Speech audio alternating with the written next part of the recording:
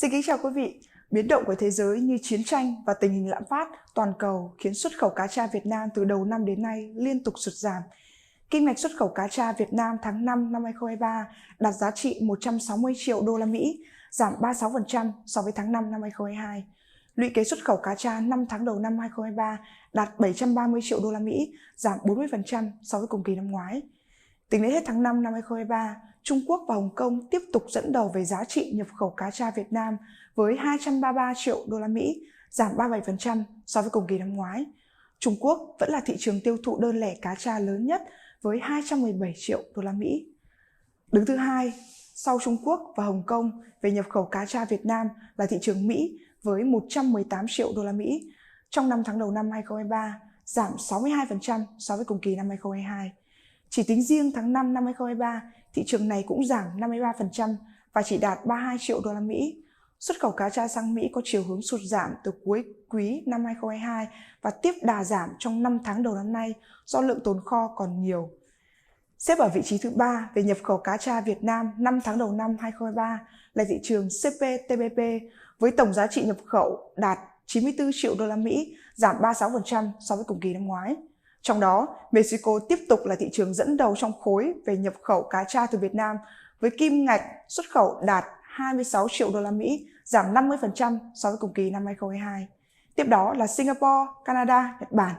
Trong khi hầu hết các thị trường trong khối đều giảm nhập khẩu cá tra Việt Nam, duy nhất Singapore ghi nhận tăng trưởng dương 16% với giá trị 15 triệu đô la Mỹ. Tính đến hết tháng 5 năm 2023, xuất khẩu cá tra sang thị trường EU đạt 77 triệu đô la Mỹ, giảm 13% so với cùng kỳ năm ngoái. Nhiều thị trường trong khối giảm từ 23 đến 30%, trừ thị trường Đức vẫn ghi nhận tăng trưởng cao với 67% bất chấp lạm phát toàn cầu. Người tiêu dùng ở nền kinh tế lớn nhất châu Âu này có xu hướng quan tâm nhiều hơn đến các sản phẩm đông lạnh để tiết kiệm chi phí. Nhiều thị trường trọng điểm trong khối EU cũng giảm nhập khẩu cá tra Việt Nam là Hà Lan giảm 27%, Bỉ giảm 24%, Tây Ban Nha giảm 31%. Ngoài EU, kim ngạch xuất khẩu cá tra Việt Nam sang một số thị trường chính khác cũng sụt giảm như sang Brazil giảm 24%, sang Thái Lan giảm 48%, sang Colombia giảm 30%. Trong số các thị trường nhập khẩu cá tra Việt Nam, xuất khẩu cá tra sang Anh và Ả Rập Xê Út có thể coi là những tín hiệu tích cực bên cạnh thị trường Đức khi tăng trưởng lần lượt là 8% và 50%. Đức và Anh là hai quốc gia thuộc nhóm có tỷ lệ lạm phát cao nhất trong số các nền kinh tế lớn. Tuy nhiên, các thị trường này vẫn ghi nhận tăng trưởng dương. Xuất khẩu tất cả các sản phẩm cá tra Việt Nam đều sụt giảm, trong đó xuất khẩu cá tra phi lê cắt khúc đông lạnh mã S0304 đạt 603 triệu đô la Mỹ trong 5 tháng đầu năm nay, giảm 44%. Xuất khẩu cá tra tươi đông lạnh khô mã S03 đạt 115 triệu đô la Mỹ, giảm 7%. Xuất khẩu cá tra chế biến mã S16 đạt 11 triệu đô la Mỹ, giảm 31% so với cùng kỳ năm 2022.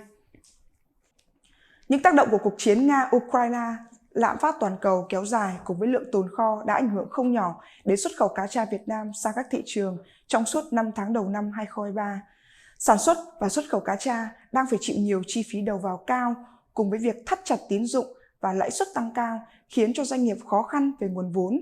Khi doanh nghiệp giảm doanh số thì các nhà máy thức ăn, con giống cũng bị giảm sản lượng sản xuất. Vì vậy, các bên nên cùng phải hợp tác, đồng cam cộng khổ cùng với doanh nghiệp. Doanh nghiệp xuất khẩu cá tra cũng mong chính phủ và các bộ ngành có chính sách hỗ trợ kịp thời về gói hỗ trợ, giảm lãi suất cho doanh nghiệp vay, giúp doanh nghiệp có thể trụ được qua giai đoạn khó khăn này. Bản tin nhận định thị trường của VASEP đến đây là kết thúc. Xin cảm ơn quý vị đã chú ý lắng nghe. Xin kính chào tạm biệt và hẹn gặp lại.